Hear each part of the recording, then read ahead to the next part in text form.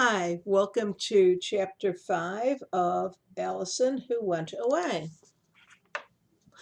The story, by the way, was written in and published in 2001. Some of the references might sound a little bit old to you. After lunch, depending on the day, I have music, science lab, or phys ed. Today it's music. The nicest thing I can say about music is that it isn't science lab, and the nicest thing I can say about science lab is that it isn't phys ed. I can't say anything nice at all about phys ed. After music is global studies. We spend the first few minutes of each class discussing the articles on that day's current events board. Mr. Rosenblum tells me that he asked the students in each of his earlier global studies classes who they thought brought in the picture of the crushed car. Then he says, "They all recognized your handiwork, Miss Castleman." "Thank you," I tell him. It's nice to know I'm appreciated.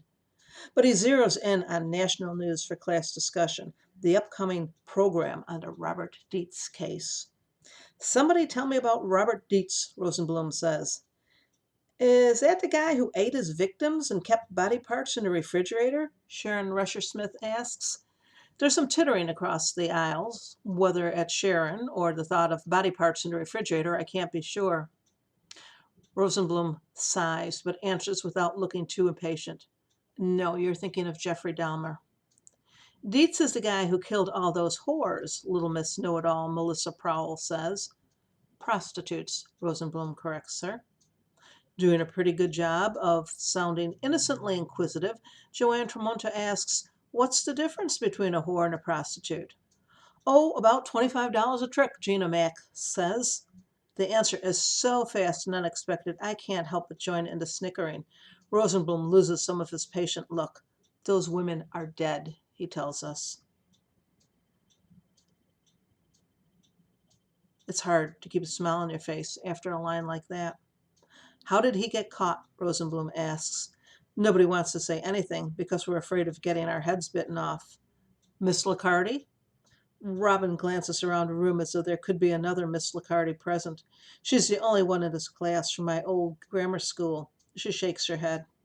Rosenblum is prowling the room. He never sits at his desk or stays put behind a podium. "Anybody?" "He returned to the scene of the crime," someone from the back of the room volunteers. "He returned to the scene of the crime," Rosenblum repeats.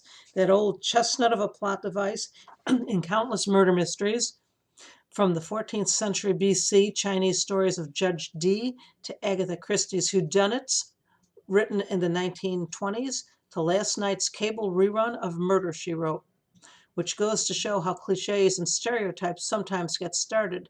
There is a kernel of truth. The class is growing restless as Rosenblum drifts into what should be the English teacher's domain. "Excuse me," I protest in barely a whisper, "but this is local, not national." Rosenblum has wandered close enough to hear, and he's impressed. I rarely volunteer anything in class, even when I'm called on. "Can anybody answer Miss Castleman's question?" he asks. Not that it was a question, I was just complaining. "Why is Robert Dietz national news and not local news?" Rosenblum asks the class. Since Mary Amber DeFranco has global studies third period and isn't here to defend herself, her best friend Melissa says, "Because it's on TV." "Why?" Rosenblum asks.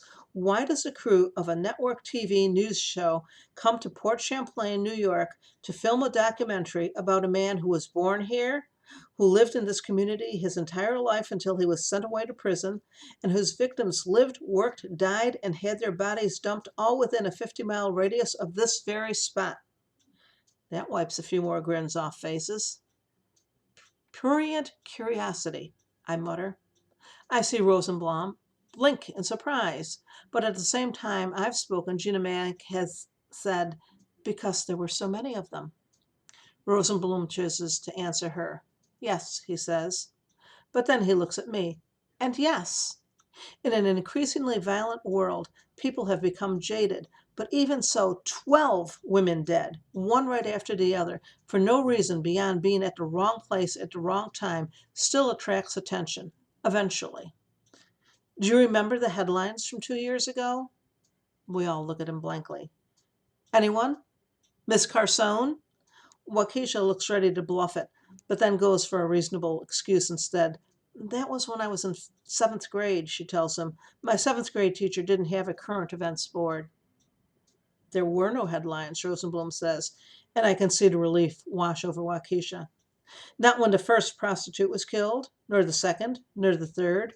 It was about the seventh or eighth before anyone paid attention, when some enterprising soul at the newspaper put together a list, a map, with numbers where bodies had been found to match the pictures of the dead or missing women. As the weeks went by and more bodies were found, the map, the pictures were dragged out again and again. How many women did the Port Champlain Times eventually link to this? 12, Beatrice, Bertie, Dunbar says, thinking Rosenblum has already supplied the answer.